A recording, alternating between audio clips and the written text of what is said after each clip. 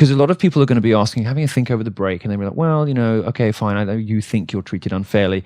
Can you give me an example of any specifics in what we've been talking about, sort of other societies that haven't been held to the same standards as you? And just sort of wrap all of that up in your thoughts about how it is to be a conservative, specifically at UC Irvine. How does the system make you feel, and how do the professors and the administrators make you feel, and how do they treat you differently? Most of the people on UC Irvine are self-identified liberals or self-identified socialists.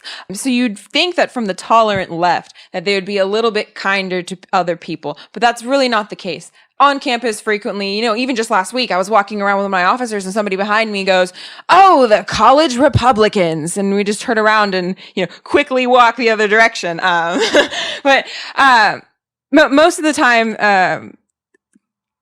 on college campuses, there's not really much proof of discrimination or anger against a certain specific group. But that's not the case here at UC Irvine, where they actually went into our records and looked, oh, well, they didn't provide a security insurance certificate. Right. This was their bit of small print. Their a bit of fine print to try and catch you out. They took them 4 hours to get you on something. Something, yes. And another attorney who had been looking into Students for Justice in Palestine, which is the sister club of Muslim Student Union, gave me their records that she'd requested from a Public Records Act. Mm-hmm. And in that, there was about 7 or so contractual infractions over the past 5 years, not one of which was punished. So I see. So you got this from the lawyer, and this is a clear example of them holding you to different standards to those that they held an organization on the left to. Yeah, it's a very clear example. They were funded by the school, which college Republicans at UC Irvine were essentially not. No. Each club is allowed $10,000 every year. They're allowed to ask for $10,000. Yeah. So college Republicans asked for $1,250 for you. Yes. And in the end, we received $181 from the school. Okay. Meanwhile, the Muslim Student Union requested the $10,000 to host their anti-Semitic, anti-Israel events, and received the full $10,000 from the school.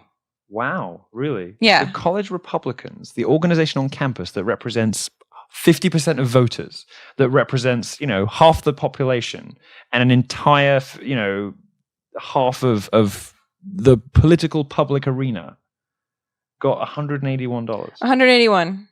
That's amazing. Do they ever give you an explanation? Do they ever sort of try to come up with a reason, or No, I haven't received any communication from the police yet. I haven't even claimed it because I think it's an insult. Good. Yeah. You can hear the balls, right? You can hear. You're like, I haven't claimed. I think it's an insult. and you also, I kind of talked over you a minute ago, and you were explaining in the first half, you refused to file the appeal because you felt that would be an acknowledgement of the charges, which you completely rejected. It wasn't even admission of guilt; it was just acknowledgement of the charges, which you completely refused. You refused to engage in the process whatsoever, and merely told your story to people who wanted to listen, and forced the university through shaming them through in their hypocrisy to reversing this politically motivated decision. I think it's amazing. I think I should give yourself a round of applause. Thank you. But yeah, we're not going to play ball with them, especially when they're trying to be so slippery, as you said before.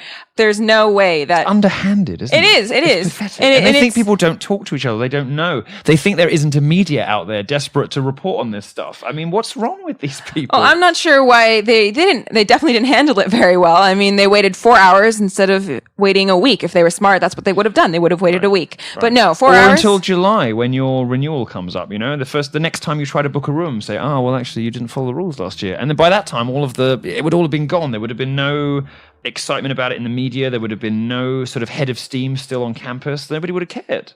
Well, we're giving them tips now. Yes, if you're a university administrator, switch the program off now. No, you know what? I don't mind telling them how to do this better because they're so dumb. We're going to win anyway. They're not going to listen to you anyway. They're not going to listen, and they're so stupid that they, that even if they do this, they'll slip up some other ways. I never mind telling people how I'm going to beat them before I beat them because they're never clever enough to win on this stuff.